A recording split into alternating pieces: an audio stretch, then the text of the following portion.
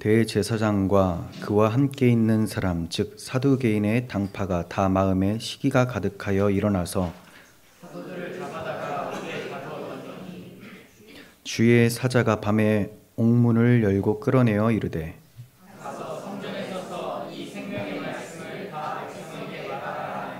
그들이 듣고 새벽에 성전에 들어가서 가르치더니 대제사장과 그와 함께 있는 사람들이 와서 공회와 이스라엘 족속의 원로들을 다 모으고 사람을 옥에 보내어 사도들을 잡아오라 하니 그들이 가서 옥의 사도들을 이르되 우리가 보니 옥은 든든히 잠기고 지키는 사람들이 문에 서 있으되 문을 열고 본즉 그 안에는 한 사람도 없더이다 하니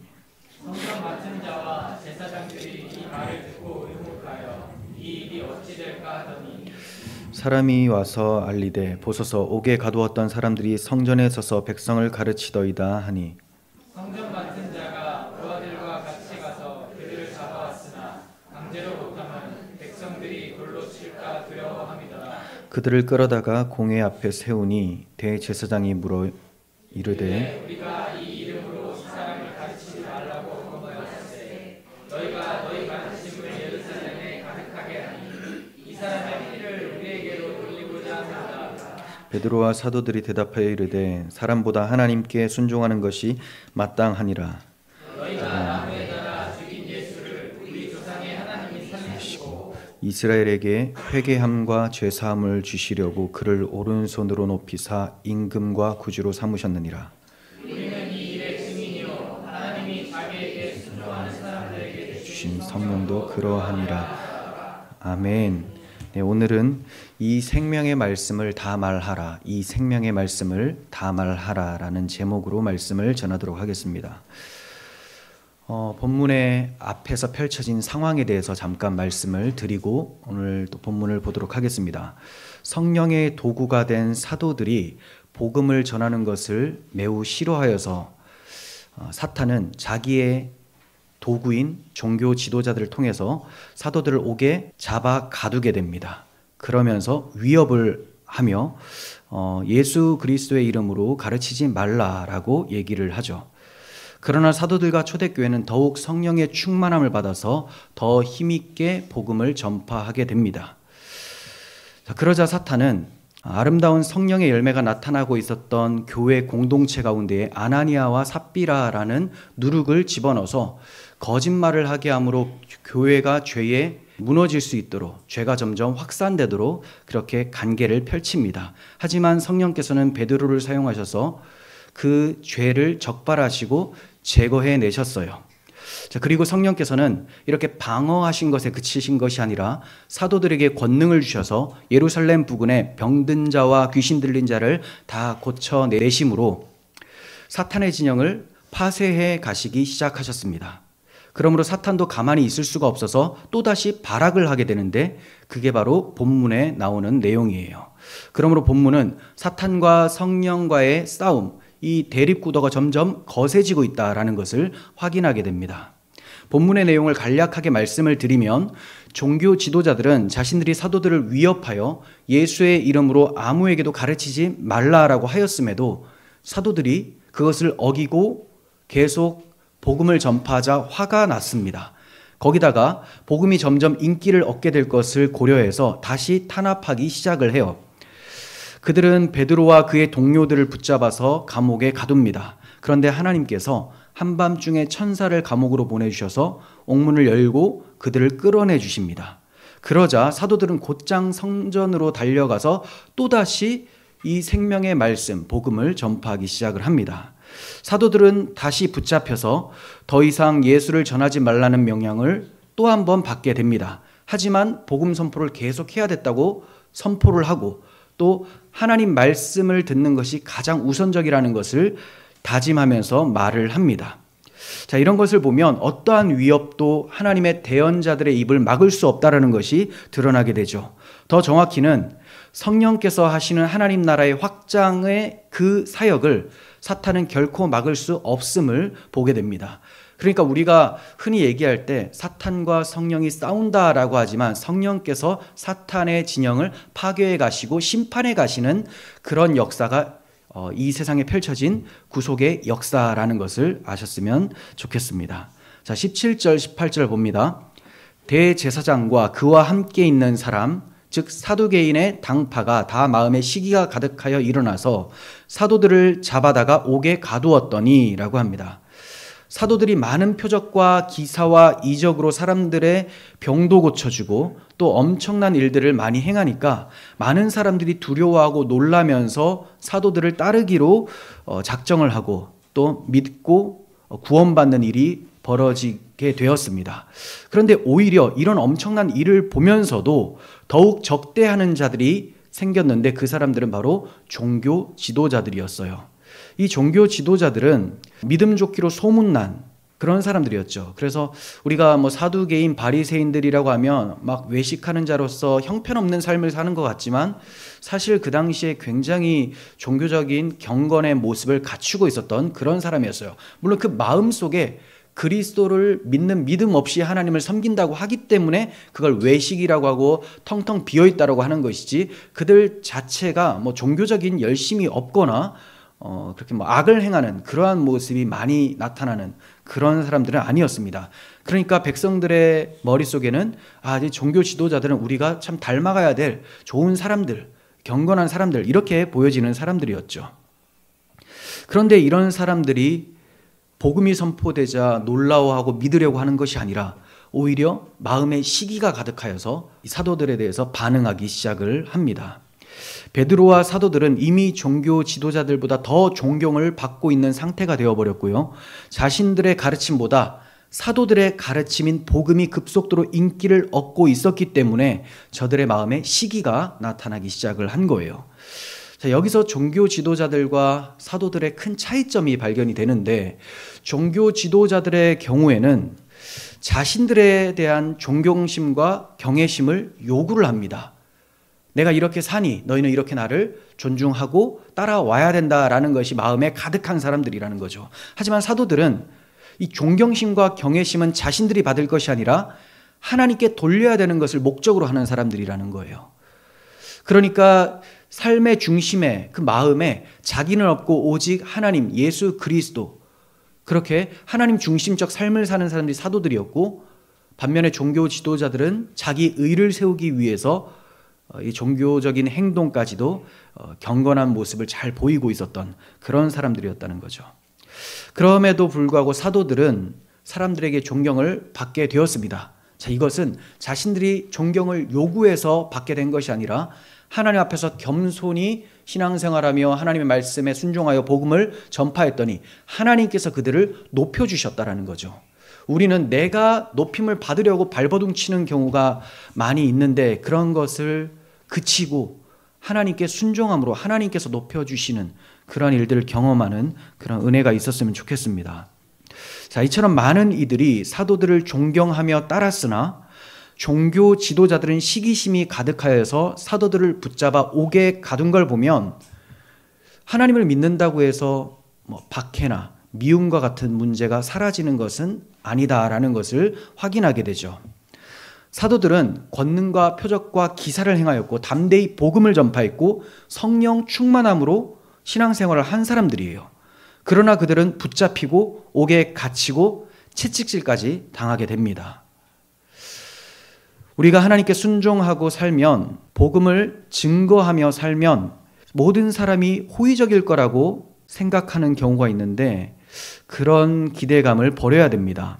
어느 정도 부정적인 반응을 기대하는 것이 바람직합니다. 어떤 사람들은 우리를 시기할 것이고 어떤 사람들은 우리를 위협할 거예요. 또 우리가 무엇보다도 중심에 둬야 될 것은 사람들의 반응보다 하나님 앞에서 내가 어떻게 살아가고 있는가, 내가 하나님을 섬기는 것이 어떠한 모습인가에 더 초점을 두어야 됩니다. 자, 19절에서 20절을 봅니다. 주의 사자가 밤에 옥문을 열고 끌어내어 이르되 가서 성전에 서서 이 생명의 말씀을 다 백성에게 말하라.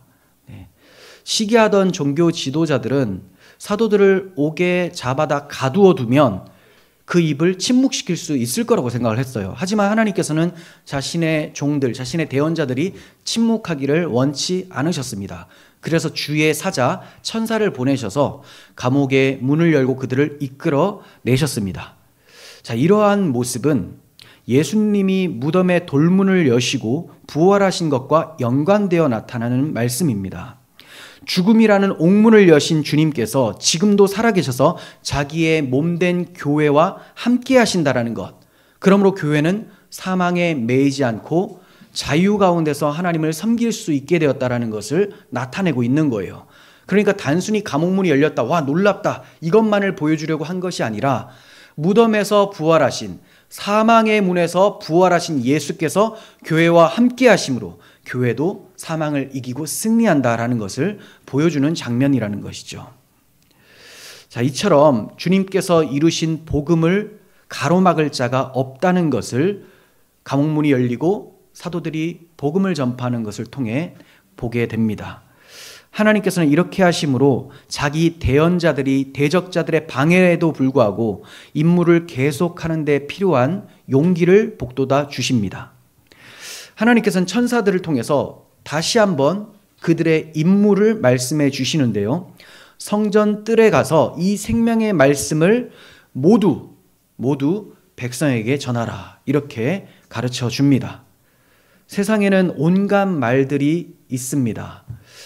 위대한 사상가들, 철학자들의 말, 성인들의 말도 있고, 또 어떻게 하면 성공한다, 어떻게 하면 건강해진다, 부유해진다, 이런 말들도 참 많습니다. 이런 말들을 문자로 만들어버리면 이제 책이 되죠. 그래서 책방에 가면, 대형 서점 같은 데 가면 날마다 책이 많이 올라오게 되는데 이게 수십 권, 수백 권이 된다는 거예요. 너무 많습니다. 자, 이처럼 세상에는 많은 말들, 자기의 사상들, 견해들이 존재합니다. 이러한 세상에서 과연 생명을 주는 말씀이라는 것은 도대체 무엇인가라는 거죠. 여러분들 다 아시다시피 예수 그리스도와 그분께서 이루신 복음, 이것이 바로 생명을 주는 말씀이라는 거예요. 하나님께서는 전에 베드로가 자신의 입으로 영생의 말씀이 주께 있사오니 우리가 어디로 가겠습니까? 라고 한 그 고백대로 예수님과 그 복음을 전하라라고 말씀하고 계시는 거예요. 생명의 말씀은 새 생명을 주는 말씀입니다. 지금 불신자들도 다 생명을 가지고 있죠. 근데 여기에서 생명의 말씀을 전하라라는 것은 저들에게 없는 생명을 얘기를 하는 거예요. 그래서 육체적 이런 코로 숨쉬는 이런 호흡을 얘기를 하는 것이 아니라 하나님께 예배하고 반응할 수 있는 그 생명, 거듭나게 하는 새 생명의 말씀을 전파하라라고 말씀을 하고 있는 것입니다. 자, 이렇게 새 생명을 주는 말씀은 그리스도께서 이루신 속죄의 사역만이 죽은 영혼을 다시 살게 하여 하나님 앞에 인도하는 능력 있는 말씀, 복음인 것이죠. 자, 이 복음, 이 생명의 말씀을 전하되 다 전하라라고요. 모두 전하라. 좁게 말씀을 드리면 그리스도의 성육신과 십자가에서 죽으심과 부활하심과 승천하심과 우편에 앉으심, 이것을 전하라. 지금 사도들이 이걸 전하고 있죠. 근데 조금 더 넓게 보면 구약 성경을 들어서 구약 성경에 예언된 그 메시아가 왔고 그 메시아가 너희의 죄를 대속하시고 부활 승리하셨다. 이것을 성경을 들어서 증거하라라는 거예요. 그래서 사도들이 예수께서 죽으시고 부활하셨다라는 것을 전파하면서도 또 가르칠 때, 성전에서 회당에서 가르칠 때는 구속사로 성경을 들어서 자세하게 풀어서 가르쳐주는 것을 보게 됩니다. 그러니까 만나는 사람마다 복음을 온전히 다 전파하라라고 하나님께서 말씀을 해주시고 계시는 거죠. 하나님의 찾아오심으로 옥에서 놓여 생명의 말씀을 전하게 되는 것은 12장에도 그리고 16장에도 다시 반복해서 나타납니다. 똑같은 사건은 아닌데 이런 비슷한 사건들이 계속 일어나요. 12장에는 베드로가 옥에서 놓이게 되고요. 또 16장에서는 바울이 옥에서 놓이게 됩니다. 자, 이걸 통해서 하나님께서는 자기 백성, 특별히 또 자기를 대언하고자 하는 하나님의 종들이 어디에 갇히든 하나님께서 찾아와 주셔서 그들에게 말씀을 대언할 수 있도록 기회를 주신다라는 거예요. 하나님께서 어떤 지하 감옥에도 찾아오실 수 있는 분이십니다. 하나님이 오시지 못할 정도로 어둡거나 깊은 감옥은 없습니다. 예수님께서는 자신이 사망과 음부의 열쇠를 가졌다라고 말씀하셨어요. 사망과 음부의 열쇠. 가장 강력하고 깜깜하고 깊은 감옥이라는 것은 사망과 음부, 지옥이죠. 그 감옥입니다. 하지만 예수님이 그 사망과 음부의 열쇠를 가지신 분이라는 거예요. 이처럼 하나님께서는 어떠한 문이라도 여실 수 있는 열쇠를 가지셨습니다. 그러므로 성도는 어떠한 위협과 고립과 감금에도 혼자가 아닌 거예요. 하나님께서 찾아와 주셔서 함께 하심으로 성도들에게 맡겨주신 사명을 감당하게 하시는 하나님이라는 것을 믿으시기를 바랍니다. 다윗은 이러한 믿음이 있었기 때문에 시를 지어서 고백을 했는데요. 시편 139편을 보겠습니다. 쉬운 말로 봅니다. 그러므로 내가 주의 영을 피하여 어디로 갈 수 있겠으며 주의 낯을 피하여 어디로 도망갈 수 있겠습니까? 자, 이것은 주님께 피하려고 하는 것이 아니라 내가 어디로 가든 주님은 나와 함께 하십니다라는 것을 강조하기 위해서 이런 표현을 쓰고 있는 거예요. 도망가고 싶어 안달난 사람이 아니라 내가 어디에 있어도 주님은 나와 함께 하신다. 이걸 강조하는 겁니다. 설령 내가 저 높은 하늘로 올라간다 해도 주께서는 거기에 벌써 계시고 내가 저 깊은 수월로 내려가서 자리를 펴더라도 주께서는 거기에도 이미 계십니다. 설령 내가 새벽 날개를 타고 햇살처럼 신속하게 날아가서 바다 저쪽 끝편에 가장 먼 곳에 머물지라도 거기에서도 역시 주의 손길이 나를 인도하시고 주의 오른손이 나를 굳게 붙들어 주십니다. 내가 외치기를 어둠아 나를 덮어 꼭꼭 숨겨다오 나를 두른 빛아 밤이 되어다오 할지라도 주님 앞에서는 칠흑 같은 어둠도 전혀 어둡지 않으며 깜깜한 밤도 대낮처럼 밝을 것입니다. 주님께는 어둠과 빛이 조금도 다를 바가 없이 다 똑같기 때문입니다. 그러니까 어디에 있든지 주님이 우리를 찾아와 주시고 함께 하시고 아무리 숨어도 혹독한 박해를 당해도 그 가운데 주님이 우리와 함께 하신다라는 것을 말씀하고 있는 것입니다. 자, 이제 21절 상반절만 봅니다. 그들이 듣고 사도들이 주의 천사의 말을 듣고 새벽에 성전에 들어가서 가르쳤다라고 해요. 새벽이라고 하죠. 새벽. 이른 새벽, 해 뜨기 전을 얘기를 해요. 우리나라 경우에는 새벽에 사람들이 그렇게 많지 않습니다. 하지만 이스라엘의 경우에는 새벽에 성전으로 들어가는 사람들이 참 많습니다. 왜냐하면 해 뜰 때 기도와 예배하려는 사람들이 많이 있고 또 성전에 장사하는 사람들이 있기 때문에 새벽부터 성전은 많이 붐빕니다. 그래서 새벽 일찍이 성전 문이 열리게 돼요. 자, 이런 사람들에게 생명의 말씀을 전하기 위해서 사도들은 성전 문이 열릴 때쯤인 이른 새벽에 들어가게 된 거예요. 그러니까 한밤중에 천사가 찾아왔죠. 자, 그리고 이 생명의 말씀을 다 전하라라고 했어요. 그러면 이제 뭐만 기다립니까? 성전 문이 열리기를 기다리면서 열리자마자 들어가게 되는 거죠. 신속하게 담대하게 순종하며 말씀을 전파하고 있습니다. 한시도 지체함 없이 하나님의 명령에 순종하고 있는 모습을 보이고 있는 거예요. 이런 사도들의 모습은 우리에게 본이 됩니다. 성령께서 여러분들에게 기회를 주셔서 말씀을 전파하라고 하실 때 용감하게 신속하게 말씀을 전파하시기를 바랍니다. 우리 지체는 불의의 무기로도 또 의의 무기로도 사용될 수가 있어요. 우리의 몸이 좋은 쪽으로도 나쁜 쪽으로도. 바울 사도는 말씀했습니다. 너희 지체를 불의의 무기로 죄에게 내주지 말고 너희 지체를 의의 무기로 하나님께 드리라 라고 했습니다. 의의 무기로 하나님께 드리라. 여러분들은 어떤 무기로 여러분들이 사용되어지기를 원하십니까? 여기서 무기라는 것은 전쟁에 사용되는 무기예요.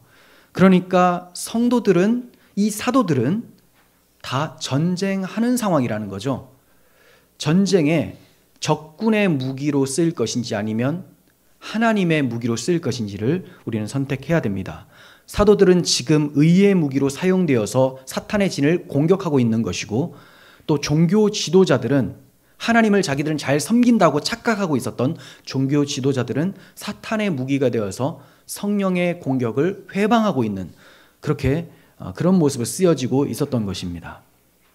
이렇게 사도들이 주의 천사가 전한 명령에 순종해서 의의 무기로 사용될 때는 어려움이 뒤따르게 돼요. 이어지는 내용을 보면 다시 붙잡히게 되어 옥에 갇히게 됩니다. 그리고 채찍질도 당하게 돼요. 이런 것을 대하면 좀 이상하다라는 생각이 들 수가 있습니다. 아니, 하나님께 순종을 했는데 복이 오는 것이 아니라 매가 오고 감옥에 갇히고 어떻게 이런 일이 있을까? 자, 이런 생각을 하게 된다면 아마 자신들의 머리에 순종하면 만사 형통이라는 그런 공식이 있기 때문일 거라고 생각이 됩니다. 하지만 성경을 좀 더 자세히 연구를 해보면 하나님께 순종한다는 것이 종종 아픔과 고통이 뒤따른다는 것을 금방 발견할 수가 있게 돼요. 그리고 그리스도를 위해서 박해를 당하는 것이 오히려 복이라는 것도 알게 됩니다.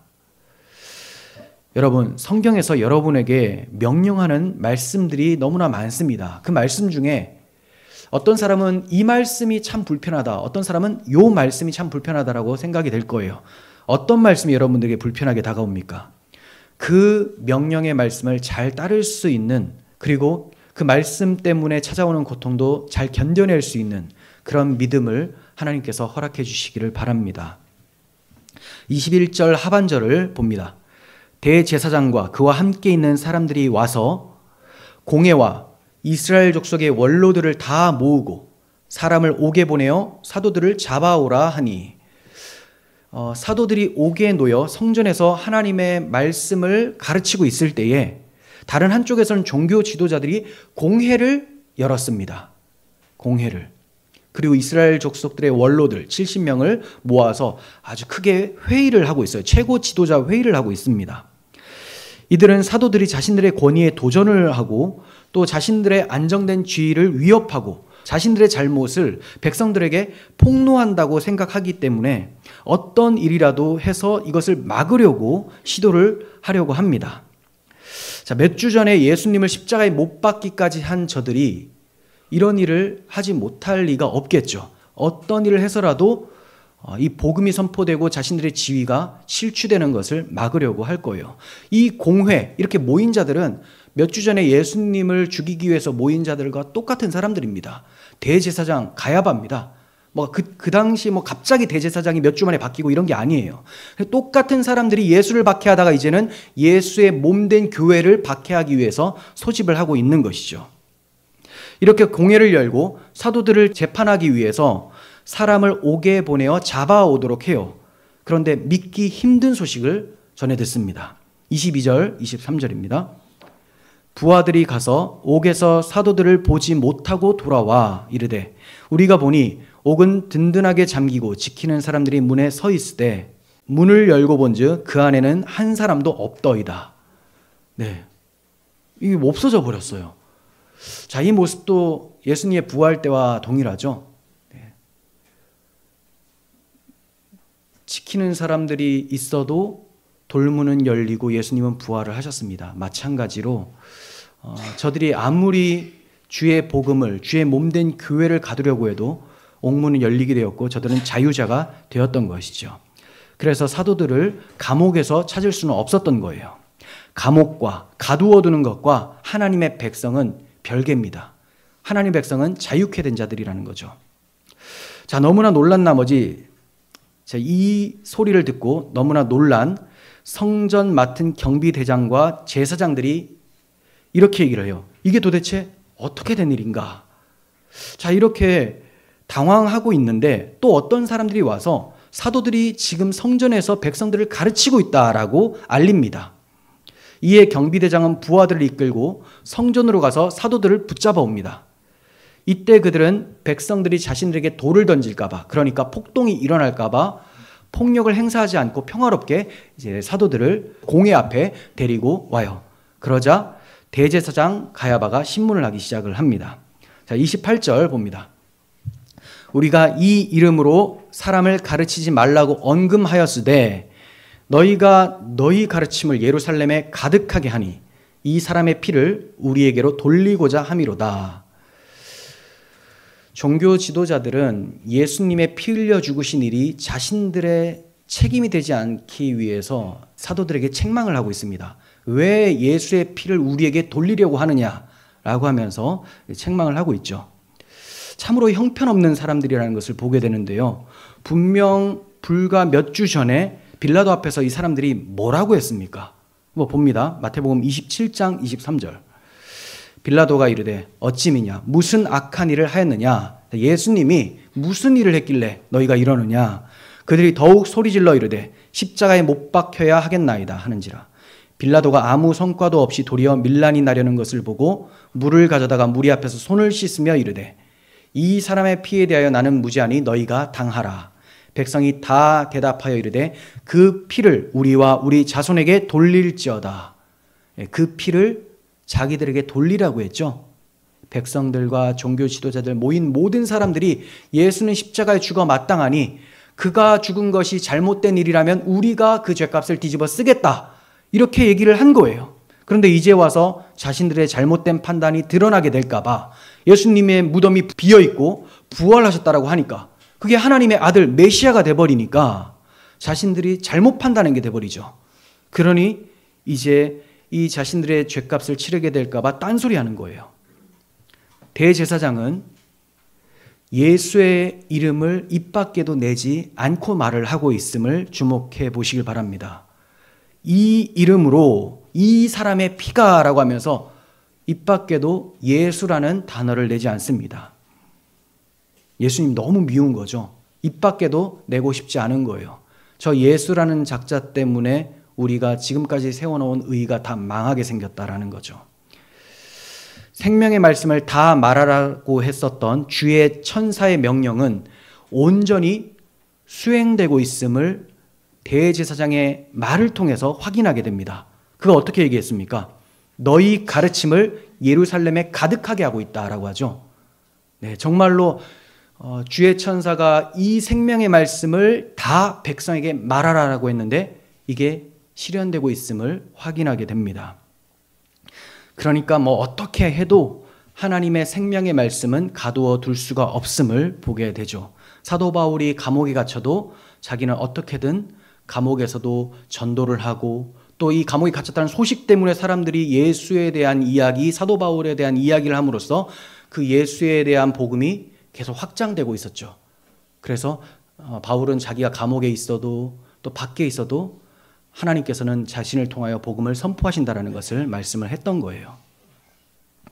강한 권세를 가진 종교 지도자들이 사도들에게 그리스도의 이름으로 말하기를 멈추라고 하고 또 자신들에게 이 죄값을 돌리지 말라고 말을 하고 있죠. 자, 그런데 사도들이 절대로 주눅들지 않고 당당하게 이제 대답을 하고 있어요. 29절입니다. 베드로와 사도들이 대답하여 이르되 사람보다 하나님께 순종하는 것이 마땅하도다. 사람보다 하나님께 순종하는 것이 마땅하다. 사도들은 앞서 이 비슷한 말씀을 한 적이 있습니다. 앞에서 하나님 앞에서 너희의 말을 듣는 것이 하나님의 말씀을 듣는 것보다 옳은가 판단하라. 우리는 우리가 보고 들은 것을 말하지 않을 수가 없다고 말한 바 있습니다. 동일한 사람들이 모여서 또다시 위협하고 말하지 말라고 하니까 하나님께 순종하는 것이 사람에게 순종하는 것보다 낫다라고 말을 하고 있는 것이죠. 베드로와 바울 사도는 자신들의 서신을 통해서 성도들은 세상 권세 앞에서 순종해야 된다라는 것을 가르친 적이 있습니다. 그러나 그 권위가 하나님의 뜻을 저버리는 것이라면 순종해서는 안 되는 거예요. 항상 전제가 있습니다. 하나님께서 이 지도자를 세워주셨기 때문에 거기에 순종하되 하나님의 명령에 거역하는 것이라면 순종해서는 안 된다. 그렇다면 만약에 그럼에도 불구하고 순종한다면 누가 그들의 머리가 됩니까? 지도자들이 진짜 머리가 돼버리죠. 우리의 머리, 우리의 왕은 하나님이세요. 그래서 하나님의 말씀에 순종하는 것이 최우선이고 가장 중요하고 최고의 권위입니다. 하나님의 말씀이. 성도들은 모든 사람과 화평을 이룰 수 있도록 열심히 힘써야 되죠. 하지만 때때로 세상이나 세상 권위자들과 부딪히고 분쟁이 일어나는 경우가 허다합니다.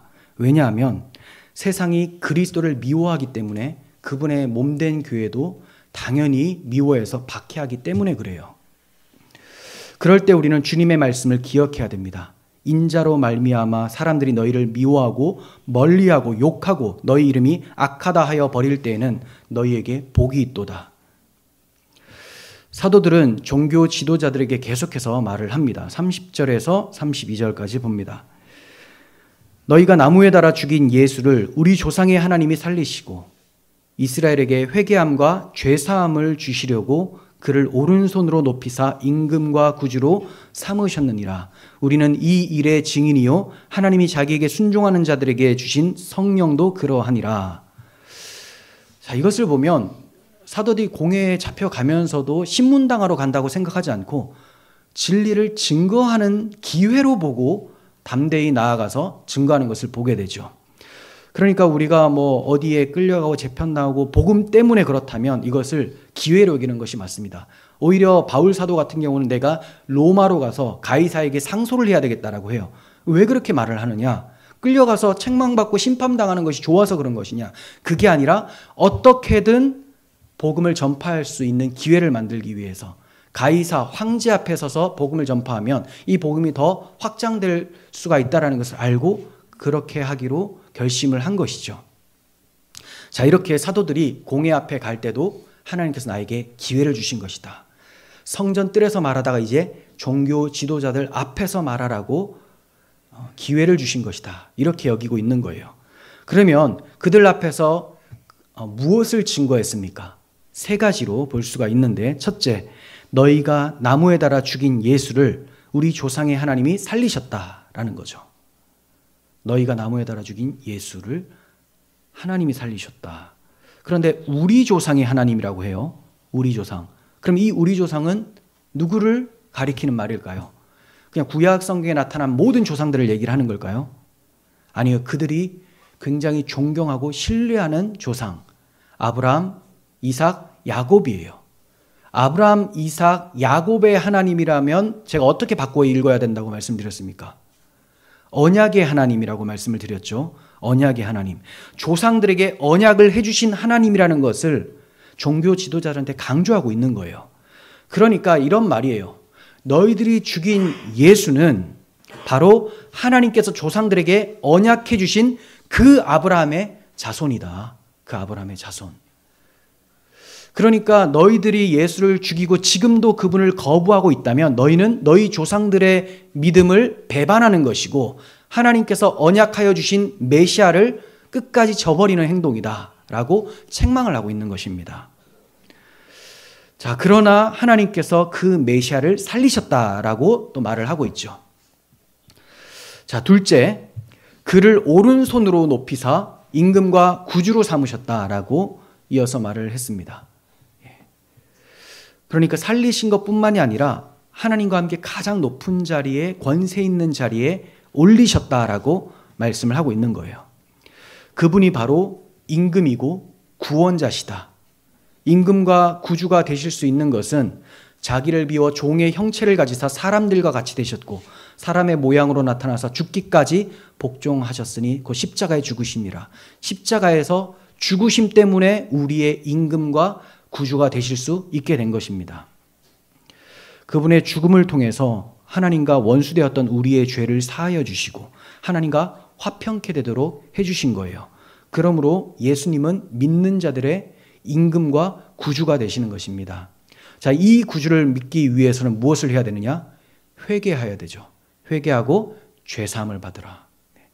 이미 앞서 복음을 전파했을 때 많은 사람들이 형제들아 우리가 어찌할꼬라고 외치고 베드로는 그들 가운데에 회개하여 예수 그리스도의 이름으로 세례를 받고 죄사함을 받으라. 그래야만 성령을 선물로 받는다라고 한 적이 있습니다.